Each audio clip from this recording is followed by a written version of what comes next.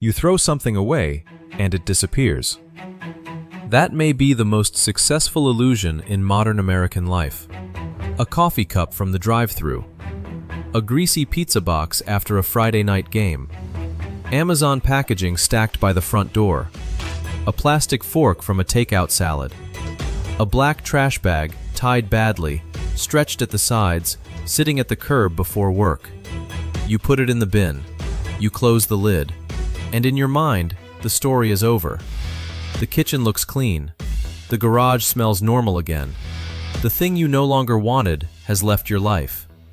But it has not left the world. It has only crossed a line. On one side of that line is ordinary America. Cul-de-sacs, apartment towers, strip malls, schools, stadiums, driveways. On the other side is a machine that most people almost never see. A machine made of sanitation workers, truck routes, transfer stations, compactors, barges, rail cars, landfills, because trash is not something we get rid of. Trash is something we hand off. And the scale of that handoff is almost impossible to picture.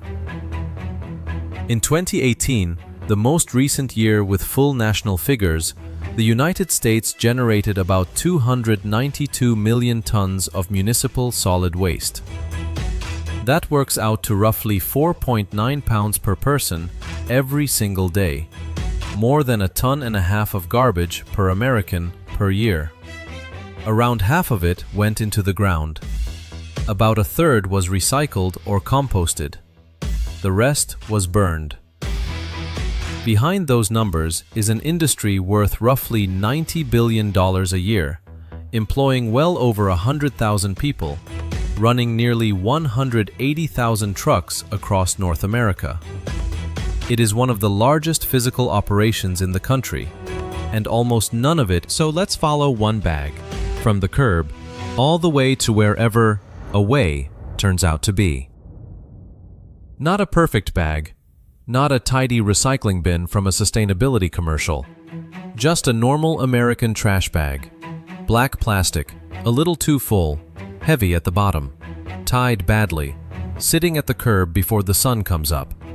Inside, there might be chicken bones, coffee grounds, paper towels, plastic wrap, a broken toy, junk mail, fast food wrappers, a few things that should have been recycled, and maybe one thing that definitely should not be there, like a battery. To you, it is garbage. To the system, it is weight. And the first people to meet that weight are sanitation workers. They start before most. From a distance, the job looks simple. The truck rolls down the street. The bin tips. The bag vanishes. The truck crushes it. The neighborhood moves on. But collection is not simple. Collection is heavy, dangerous, choreographed labor under a clock. Consider the scale of a single city. New York's Department of Sanitation fields somewhere around 7,000 uniformed workers to pick up roughly 12,000 tons of residential trash every single day. By one long-running estimate, an average New York sanitation worker walks about 15 miles and lifts around 26 tons of. Year after year, refuse and recyclable material collection ranks among the most fatal jobs in the United States, routinely in the top handful, alongside loggers, fishermen, and roofers, with a death rate many times the national average and consistently higher than that of police officers or firefighters. The waste industry, across collection, transfer, and disposal, averages roughly 1 worker death a week. Most of those deaths involve vehicles, often an impatient driver trying to squeeze past a stopped truck. The anthropologist Robin Nagel, who spent years embedded with New York's sanitation department, even working the trucks herself, has pointed out that these are some of the most essential workers in any city, and among the least thanked. We notice the police. We notice firefighters. We rarely. It has weight. It has smell. It has edges. It leaks. It surprises you. A bag that looks harmless can hide broken glass. A box can hide a needle. A bin can hide a car battery or a container of household chemicals that becomes a weapon when the compactor crushes it. This is the first hidden truth of trash. Your garbage may be out of sight, but someone else has to touch the consequences. Every morning, America asks thousands of people to stand at the exact edge between private life and public infrastructure, and to move what the rest of us no longer want to acknowledge before it becomes a problem. And that is the thing people forget. Garbage has a deadline. Most city systems can fail slowly. A pothole can sit for weeks. Trash is different. If collection stops, the city changes in days. First it is just unsightly. Then it is smell.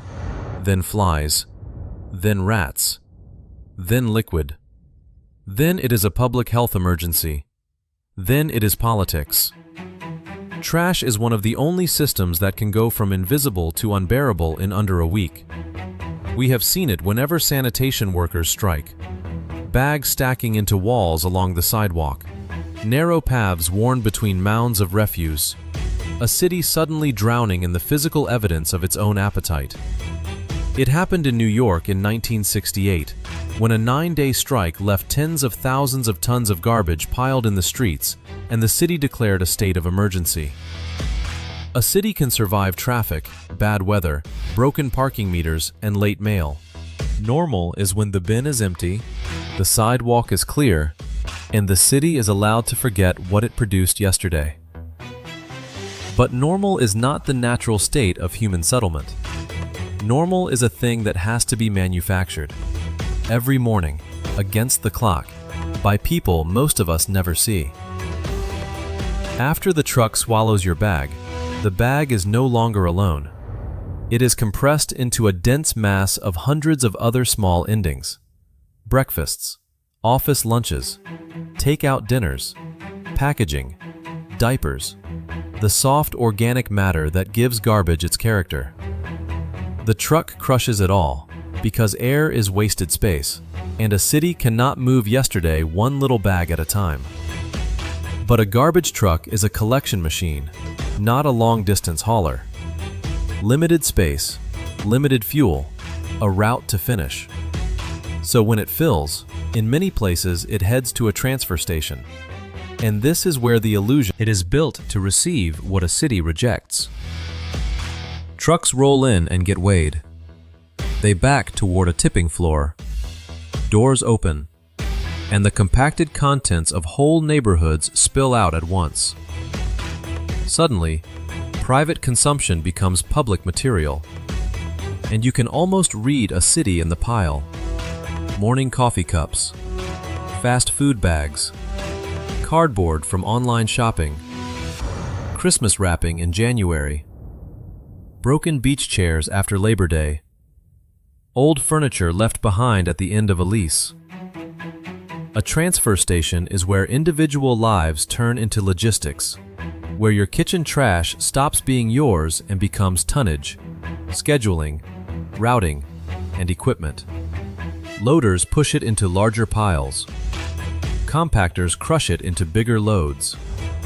The whole building breathes diesel, dust, and repetition, with one simple goal: fewer trips. And in America, that distance has become the whole story. Because many cities no longer bury their trash anywhere nearby, the close land is too expensive. The old landfill filled up and closed. The community refused to host a new one. The rules changed. The city grew around the places that used to be out of sight, so the trash begins to travel. And here is the strange part. The thing you threw away because it had no value now begins one of the most expensive journeys of its life. The bag is cheap. Moving it is not. It may be loaded into a sealed trailer, a rail car, or a barge. It may leave the neighborhood, then the city, then the county, sometimes the state. A bag set out before sunrise can end its journey hundreds of miles from the house that produced it. This is what away actually means. Away is a community that agrees, or is made to agree, to receive what a wealthier community no longer wants to see. Because everybody wants collection, and almost nobody wants the system next door. People want the bin emptied. They do not want the transfer station. They want clean streets. They do not want the truck depot, the landfill, the incinerator, the noise, or the smell. Waste infrastructure needs land, and land is never neutral. It sits near someone. And again, these facilities end up closest to the communities with the least money and the least power to say no. That is the second hidden truth of trash. The system disappears from your life by appearing in someone else's. Once you see that, the ordinary trash can stop looking like a container. It starts looking like an entrance. It is the story of a wandering barge of trash that no one would take. In the spring of 1987, the town of Islip on Long Island was running out of landfill space, a problem facing much of the densely populated Northeast. An Alabama businessman named Lowell Harrelson had what sounded like a clever idea. Load the garbage onto a barge, ship it south to a cheaper landfill, and capture the methane it produced. So on March 22, 1987, a barge called the Mobro 4000, carrying about 3,168 tons of New York trash, baled and stacked into mountains, was towed out of New York, bound for North Carolina. It never unloaded. When the barge arrived, North Carolina officials grew suspicious that the cargo might contain hazardous waste and turned it away. And so began one. It was refused by North Carolina, Louisiana, Alabama, Mississippi, and Florida. Then by the Bahamas, by Mexico, by Belize. Over roughly 2 months, the barge traveled some 6,000 miles and was rejected by 6 states and 3 countries. It became a national spectacle. Late-night hosts told jokes about it. News crews tracked it like a celebrity. Greenpeace activists boarded it and unfurled a banner that read, "Next time, try recycling." The barge had become a floating mirror, and America did not like what it showed. A country producing more garbage than it had places to put it. After months of legal fights, the trash finally returned almost exactly to where it came from. It was burned in Brooklyn, and but the voyage did something lasting. It helped push recycling from a fringe idea into a mainstream civic expectation. In the years that followed, curbside recycling programs spread across the country, and Islip itself dramatically raised its own recycling rate. A single barge of garbage, rejected by half the hemisphere, taught a nation a lesson it had spent decades avoiding. There is no away. There is only somewhere else, and eventually, somewhere else says no. From the transfer station, your bag may finally reach a landfill. And to understand what a landfill is today, you have to know what it used to be. Because the modern landfill is one of the great invisible engineering achievements of the 20th century. For most of human history, a dump was exactly that. An open pit, or simply a low spot at the end. It caught fire and smoldered for years. Well into the 20th century, most American communities simply burned their trash in the open or piled it in unlined dumps and assumed the earth would somehow absorb it. It didn't. By the 1970s, it was becoming clear that those old dumps were poisoning groundwater across the country. So the federal government stepped in.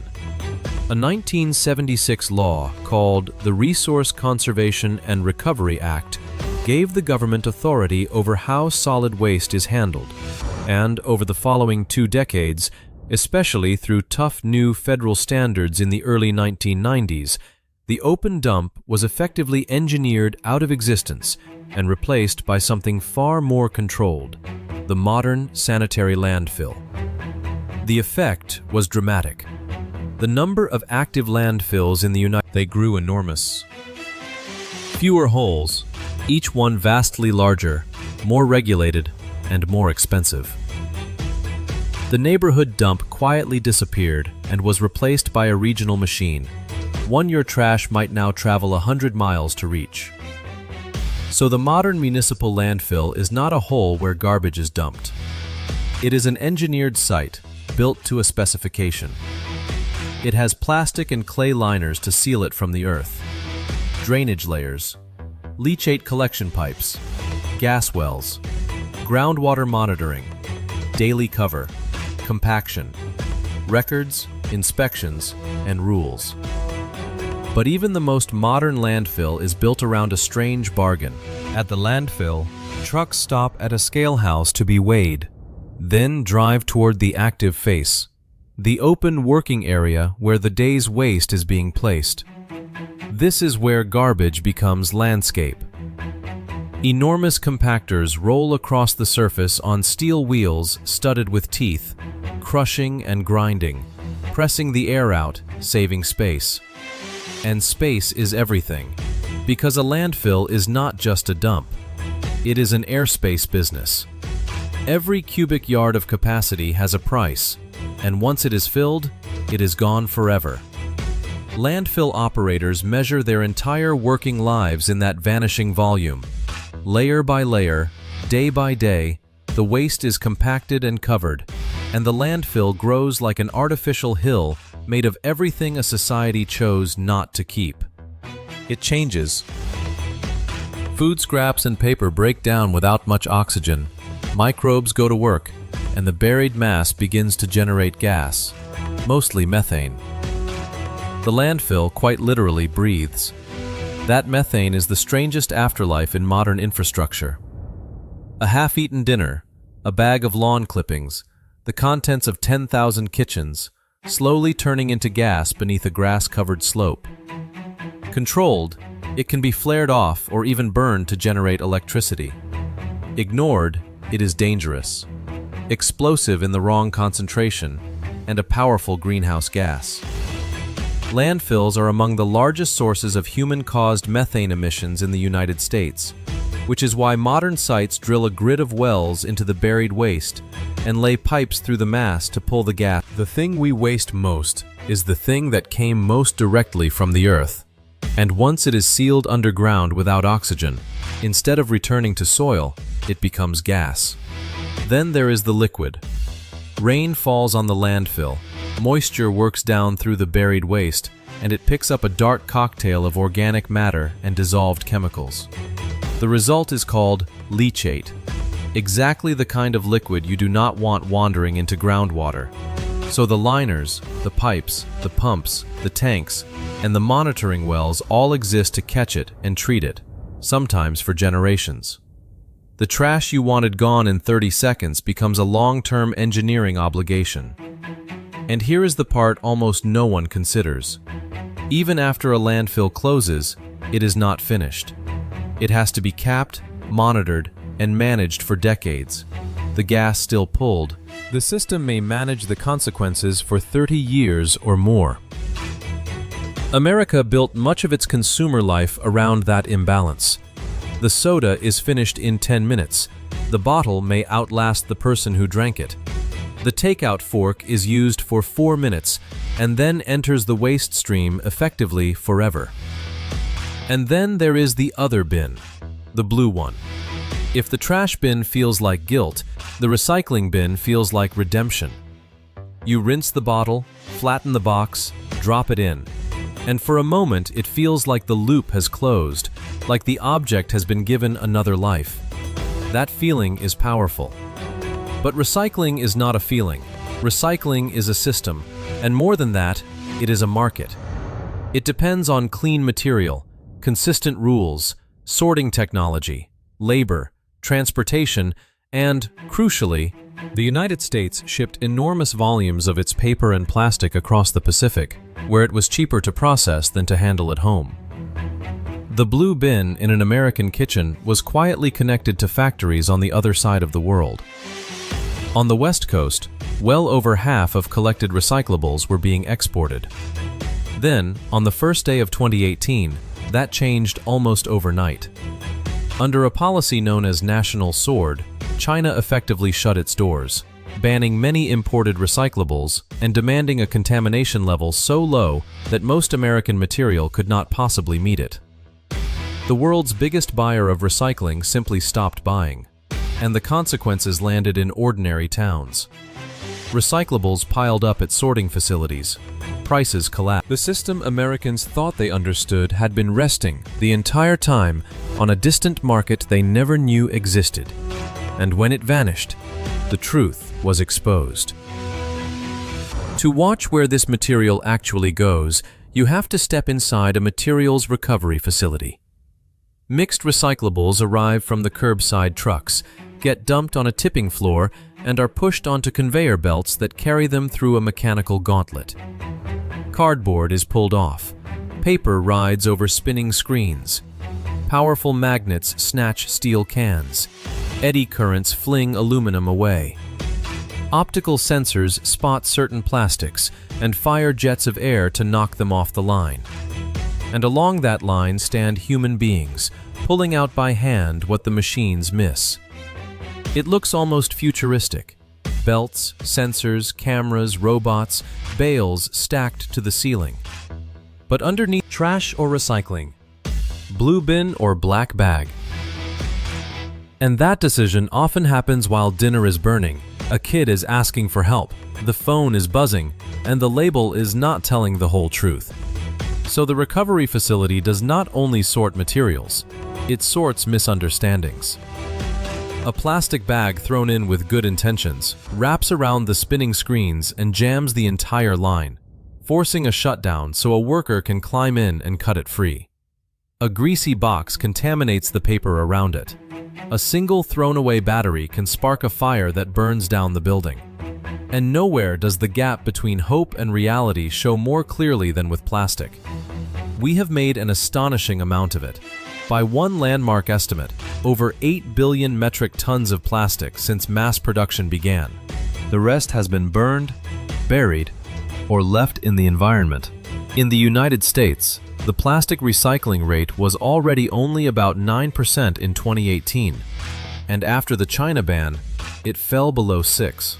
Much of what is recycled is really downcycled into something lower in quality that cannot be recycled again.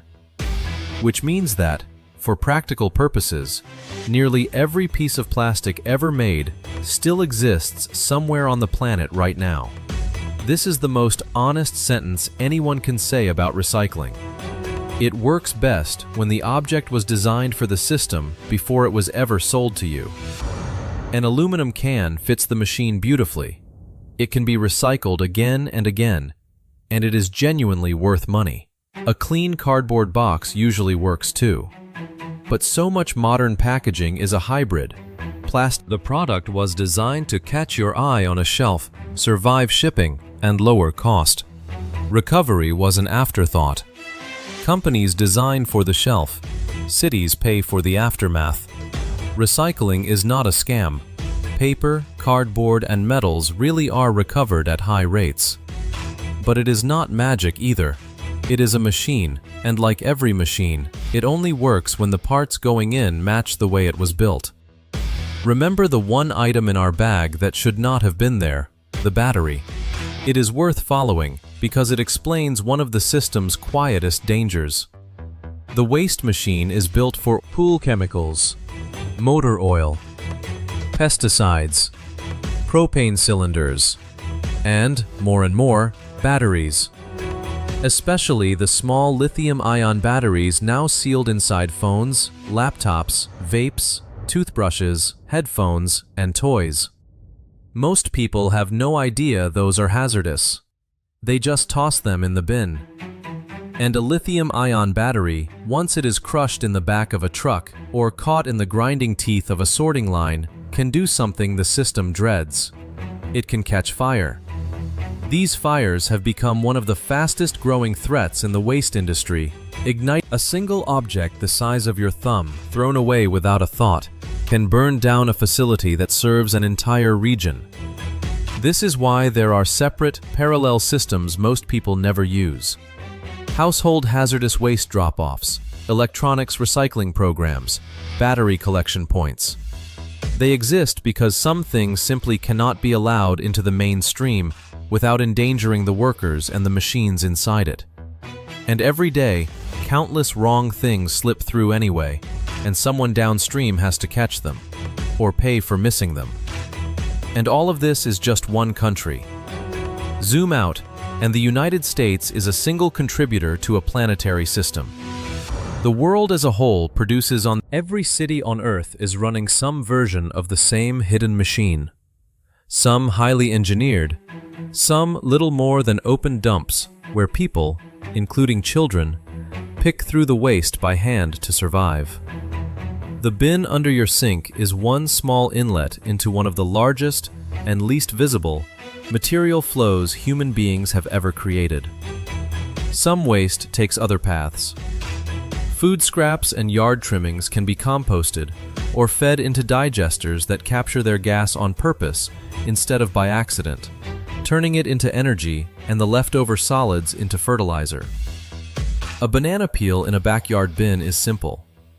Millions of pounds of food scraps from apartment towers, restaurants, stadiums, and schools is not. It needs separate bins, separate routes, separate trucks, processing sites.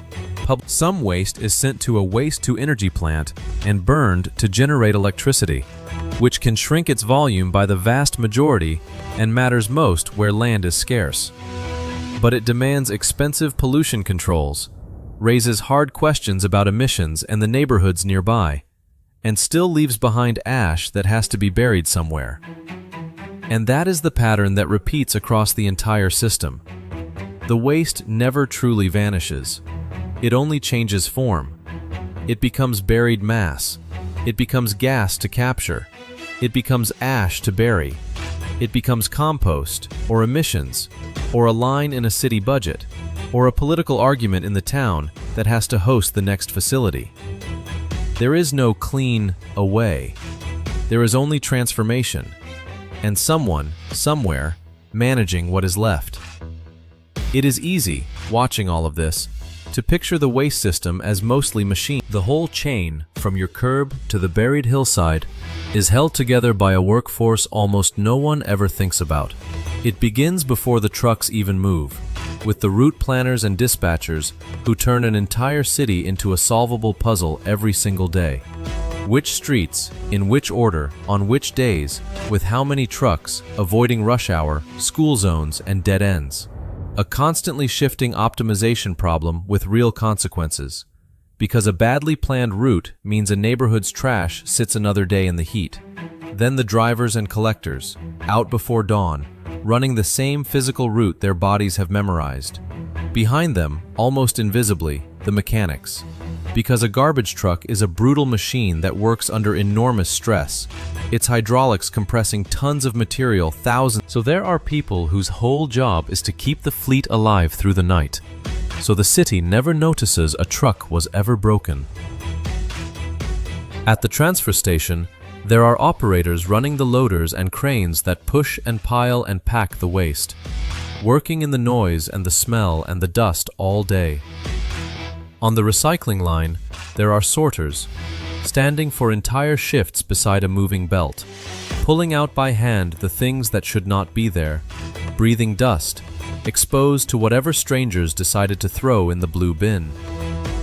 At the landfill, there are spotters who direct incoming trucks, and compactor operators who spend their days driving massive steel-wheeled machines back and forth across a mountain of garbage, shaping it, crushing it, covering it.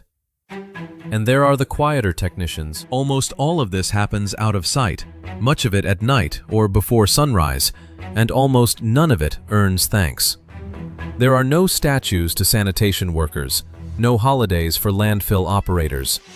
The reward for doing this work perfectly is that no one ever has to think about it. The system is designed to be invisible, and so inevitably are the people who run it. They are, in the most literal sense, the people who keep the world from filling up with its own waste. And we notice them, if at all, only on the morning the truck does not come. This is what makes trash such a revealing subject. One-click ordering, drive-through meals, Free returns. Individually wrapped snacks. Overnight shipping. Meal kits. Everything gets easier at the point of use. But the easier it feels for you, the more complicated it becomes for the system. A cardboard box does not disappear because the delivery was convenient. A plastic pouch does not become recyclable because the branding is green. A broken chair does not stop existing because someone dragged it to the curb. Convenience does not eliminate work. It relocates it. It moves the friction downstream, onto sanitation workers, onto sorting lines, onto landfill operators, onto the neighborhoods near the transfer station, onto municipal budgets. Guilt is too small and too personal for a system this large. No single person designed the packaging, or built the supply chain, or decided that repair should cost more than replacement, or wrote the local recycling rules, or chose where the landfill goes. But every one of us lives inside the system, and every day our hand touches the entrance. That small plastic can under the sink, quietly connected to a national machine that begins in kitchens and ends in places most people will never visit. Like every hidden system, the trash machine reveals itself most clearly when it fails. When sanitation workers strike, garbage becomes visible. When a storm disrupts collection, garbage becomes visible. When a landfill reaches capacity, it becomes political. When a recycling market collapses, as it did in 2018, it becomes expensive. When a community fights a transfer station, it becomes a question of justice. When methane leaks from a landfill, it becomes climate. The bag on the curb is not small. It is connected to everything. And yet, when the system works, the result is almost boring. The truck comes, the workers move, the bin empties, the street clears, the coffee shop opens, the school bus arrives, the city continues. That boring result is the achievement. A clean sidewalk is not natural. An empty bin is not automatic. A city without piles of rotting waste is not the default condition of human life. It is the product of organized labor, machines, planning, public money, engineering. It is proven on collection day by the systems that handle what the skyline produces, by the workers who carry away what no one wants to claim, by the facilities that accept the material no one wants nearby, and by the maintenance that quietly continues long after the public stops looking. Because garbage is, in a sense, civilization's memory. It remembers what we bought, what we ate, what we wasted, what we replaced, what we celebrated, and what we decided was no longer worth keeping. Archaeologists have always known this, that the truest record of any society is not its monuments, but its trash heaps. A neighborhood's garbage knows more about its real life than its advertisements do. It knows the difference between what people say they value and what they actually throw away. And every single day, the city, they know there is no away. There is only the next step. The curb, the truck, the transfer station, the rail car, the landfill, the gas well, the leachate tank, the recycling bale, the compost pile. The next morning, and the morning after that, and the morning after that. We like to imagine progress as something clean. It has a truck backing up at 5:40 in the morning.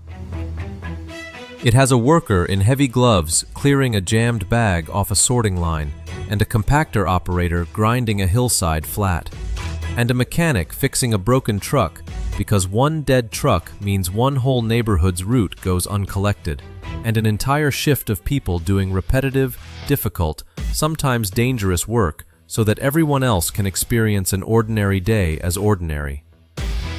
So tomorrow morning, somewhere in America, a truck will turn onto a quiet street.